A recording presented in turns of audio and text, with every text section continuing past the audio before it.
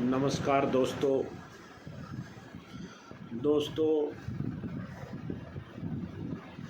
आप सभी का मैं और मेरी राजनीति चैनल पर स्वागत है। राम राम सभी को मेरी तरफ से। दोस्तों, आवाज़ कुछ मोटी है क्योंकि 2-3 दिन से तबीयत ख़राब होने के कारण कुछ कम बोला जा रहा है। मैं आप सभी को बताना चाहता हूं कि आज कांग्रेस पार्टी की संसदीय जो मीटिंग दिल्ली में चल रही है, जिसमें कि लगभग शाम तक आज जो नाम आने हैं दिल्ली, हिमाचल और हरियाणा के, वो सभी नाम अनाउंस हो सकते हैं। कल मैंने एक मैसेज भी डाला था जिसमें कि आप सभी को बताया था कि लगभग इन नामों पर चर्चा पूरी जोरों से है और ये फाइनल भी है। जैसे गुड़गांव से राज बब्बर जी, रोहतक से दीपेंद्र हुड्डा, सोनीपत अभी पेंडिंग है, जिसका भी कह नहीं सकते क्योंकि जो पुराने लीडर हैं वो चाहते हैं कि जाट चेहरा को यहाँ उतारा जाए, इसलिए उनको वो चेहरा अभी मिल नहीं रहा है। देखिए किसका नंबर यहाँ पर आता है। भूपेंद्र सिंह हुड्डा ने मना कर दिया है लोकसभा चुनाव लड़ने से। उनका लड़का ही दीपेंद्र हुड्डा लगभग रोहतक से चुनाव लड़ेंगे। साथ में महेंद्रगढ़ भिवानी से राव दान सिंह का नाम फाइनल है। सिरसा से कुमारी शैलजा का नाम फाइनल है। हिसार से चौधरी वीरेंद्र सिंह का नाम फाइनल है। और ये करनाल से चाणक्य पंडित का नाम फाइनल है। और अम्बाला सिटी से 2 नाम आगे हैं, लेकिन अभी तक उन पर संशय बना हुआ है। रेणु सिंह आगे चल रही है। देखिए अब क्या होता है। ये तो संसदीय बोर्ड ही तय करेगा कि वो किसका नाम आगे करते हैं। 10 की 10 सीटों पर अपना वस्तु, कहने का मतलब कि अपना जनाधार दिखाएगी कांग्रेस पार्टी। इनमें से एक पे गठबंधन है जो कि कुरुक्षेत्र की सीट है। वहाँ से जो आपका और कांग्रेस का गठबंधन के तहत सुशील गुप्ता को उतारा गया है। बाकी तो देखने में आएगा क्या होता है क्या नहीं। और कुछ भी चेहरे बदल सकते हैं और कुछ भी आगे आ सकते हैं। हम इस बारे में ज़्यादा कह नहीं सकते क्योंकि कोई भी चेहरा बदल सकता है और कोई भी आ सकता है। ये एक ज़्यादा टेंशन लेने वाली बात नहीं होती।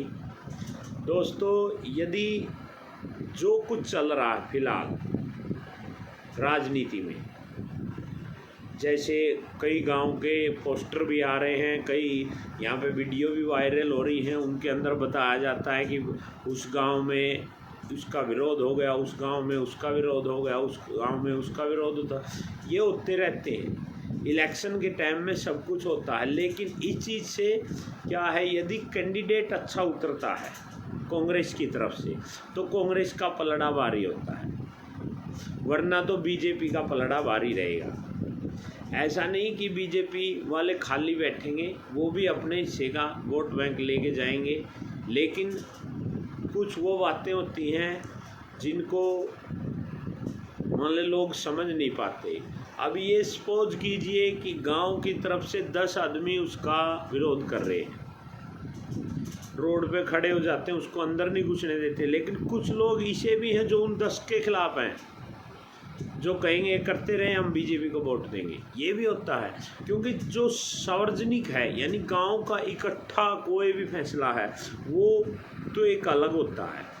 वो बहिष्कार कैंडिडेट के ऊपर लगता है। लेकिन कुछ मेंबरों की वजह से, देखो ये सच्चाई है कि जिन आदमियों ने दिल्ली धरने पे 1-1.5 साल तक मेहनत की है, घर में से एक मेंबर था सबके, लेकिन बाकी जो मेंबर हैं क्या वो उस मेंबर की बात मान पाएंगे? यही चीज़ देखने में आएगी।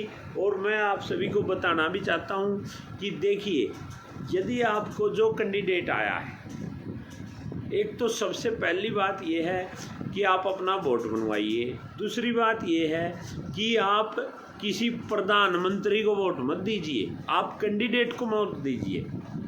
जो कैंडिडेट आता है उसको वोट दीजिए, उसको वोट देंगे तभी वो प्रधानमंत्री नियुक्त करेंगे। ये सच्चाई है। मैं ये किसी पार्टी या किसी कैंडिडेट के ऊपर टिप्पणी नहीं कर रहा। मैं साथियों एक बताना चाहता हूँ, क्योंकि ये हमारा अधिकार है और अधिकार लेना भी हमारा अधिकार है। लोकतंत्र के अंदर ये बातें लिखी गई हैं कि कोई भी वोटर कहीं भी वोट डाल सकता है, किसी पे कोई पाबंदी नहीं होती। पार्टी कैंडिडेट को वोट के लिए तैयार करेगी, भाई आप जाइए प्रचार करिए, और वो वोट मांगने आएगा। आपको वोट देना है नहीं देना वो आपका फैसला है, आपके दिल का फैसला, वो आपने क्या करना है। लेकिन साथियों बहुत ही चक्कर चलने वाला है। क्यों? क्योंकि कांग्रेस को भी पता है कि 2 इलेक्शनों से बीजेपी हैवी है, यानी कि हर बार जीत रही है। और हरियाणा में तो पिछले इलेक्शन में 2019 में तो करीब करीब 10 की 10 सीटें बीजेपी के झोली में गई थी। लाखों की तादाद में जीत हुई थी। संजय भाटिया की, ब्रजेंद्र सिंह की, गुड़गांव से राव इंद्रजीत की, ये बहुत ही मान ले कहने का मतलब बहुत बड़ी बड़ी जीतें हुई थी, जिसका कोई अंदाज़ा नहीं है। लाखों में, बहुत लाखों में। और जैसे वीरेंद्र सिंह के लड़के को तो 51.41 यानी 51.41 51.41% वोट प्राप्त हुआ था।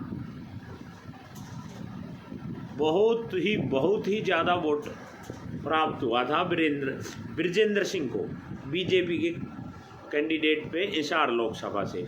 और जब से लोकसभा की शुरुआत हुई है हिसार से, तो पहली बार बीजेपी का कैंडिडेट ब्रजेंद्र सिंह जीता था। साथियों ये बातें एक अलग हैं। समय समय पर हर चीज़ें आती रहती हैं, जाती रहती हैं, और हर आदमी का समय एक जैसा नहीं होता। जीतने वाले को हारना होता है और हारने वाले को जीतना होता है। ये समय के हिसाब से सब कुछ चलता है। लेकिन तानाशाह का समय बहुत जल्दी आता है और समय के हिसाब से उसका तानाशाह टूट जाता है। क्योंकि आज से नहीं, हम बहुत शुरू से देख रहे हैं। हिटलर की कहानियाँ सुनी हैं, हिटलर की बातें सुनी हैं, तो वो चीज़ें इसके अंदर आती हैं, जाती रहती हैं। साथियों ये चीज़ें बहुत दूर तक की होती हैं, लेकिन सरकार को निस्वार्थ भाव से जो चलाए वही बढ़िया राजा होता है। राजा यदि प्रजा की हेल्प करेगा, प्रजा के बारे में सोचेगा, तो वही राजा अव्वल होता है, वही राजा समझदार होता है, वही राजा अच्छा होता है। लेकिन लोग जब उसकी बुराई करनी शुरू कर देते हैं या उसको बुरा कहना शुरू कर देते हैं, तो उस राजा में भी खटास पैदा हो जाती है। और जो लोगों का हजूम है वही फैसला करता है कि ये राजा लायक है या नालायक है। तो अब दोस्तों 10 साल से बीजेपी सरकार थी, जिसका अब विरोध जोरों शोरों पे है। होना जाना तो वोटर को करना है, लेकिन ये बात नहीं है कि बीजेपी की सीटें नहीं आएंगी। सीट आएंगी, ऐसे नहीं कि नहीं आएंगी, लेकिन पब्लिक का एक होना बहुत ज़रूरी है यदि किसी को हराना है तो। क्योंकि गठबंधन हो चाहे भाईचारा हो, वो तभी तक सक्षम है जब सभी साथी उसमें सहयोग करें। यदि आपस में गुटबाजी शुरू हो जाती है, जैसे कांग्रेस में पीछे देखने में भी आया है और हम लोगों ने देखा भी है कि गुटबाजी के कारण वो अपनी सीटें भी नहीं बचा पाते हैं। ये आज से नहीं, शुरू से होता आ रहा है। सुनने में भी आया और देखने भी आया है ये चीज़ें कि गुटबाजी बहुत ज़्यादा है। हरियाणा में तो सबसे ज़्यादा है और बाकी यहाँ हमें पता नहीं, क्योंकि जो सीएम है वो अपने आप को सीएम नहीं कांग्रेस समझने लग जाता है और जो कद्दावर नेता है वो अपने आप को कांग्रेस समझने लग जाते हैं। तो क्या करेगा कांग्रेस, वो इस कारण से वो उसको राणे पे लग जाता, वो उसको राणे पे लग जाता और उसके बीच से कोई दूसरा निकल जाता है। यही एमएलए में हुआ, यही लोकसभा में हुआ, होता रहा है और होता रहेगा। क्योंकि जब तक सभी साथी एक साथ मिलकर कोई कार्य नहीं करेंगे तो वो नहीं होगा। अकेले करने से तो अकेला ही चलता है, दोबारा नहीं चलेगा। लेकिन दोस्तों ये अपनी अपनी सोच के हिसाब से है, जिसको जो अच्छा लगता है उस कैंडिडेट का वोट करें। आप सभी वोट बनवाएं क्योंकि 25 अप्रैल इस लोकसभा सीजन की आखिरी डेट है हरियाणा में वोट बनने की।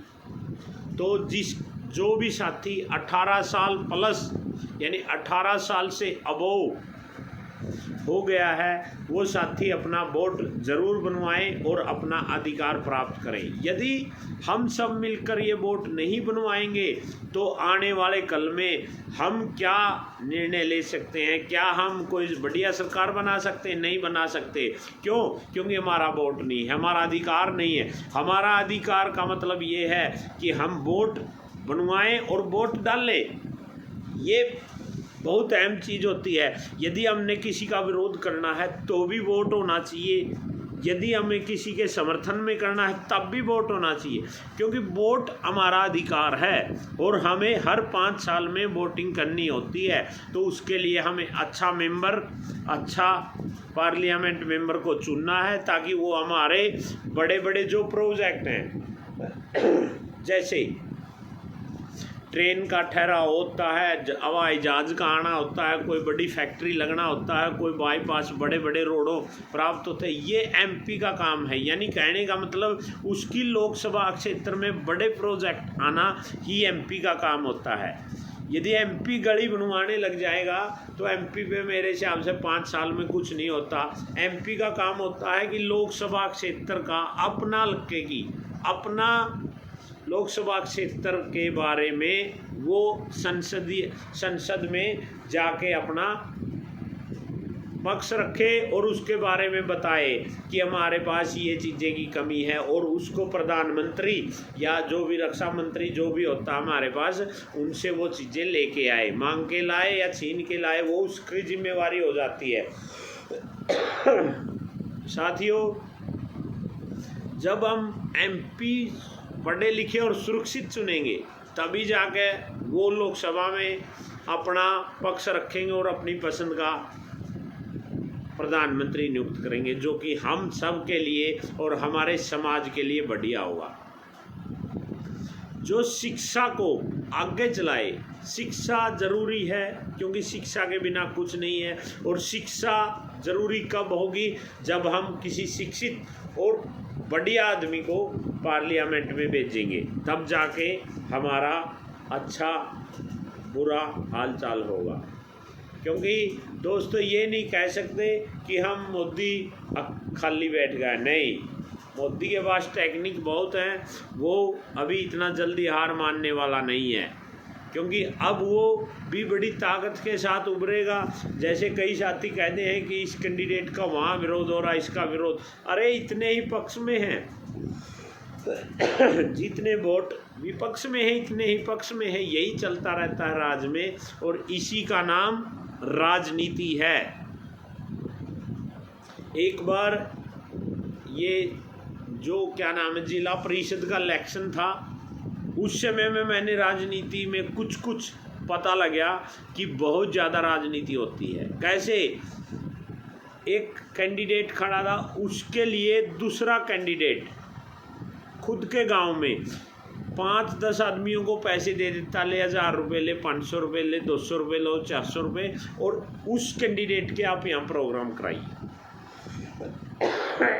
जब ये प्रोग्राम होते हैं उसको लगता है कि तेरे प्रोग्राम वहाँ पर वोट बनने शुरू हो गए जब प्रोग्राम हो रहे हैं, लेकिन ये नहीं पता होता कि वो राजनीति के तहत कराए जा रहे हैं।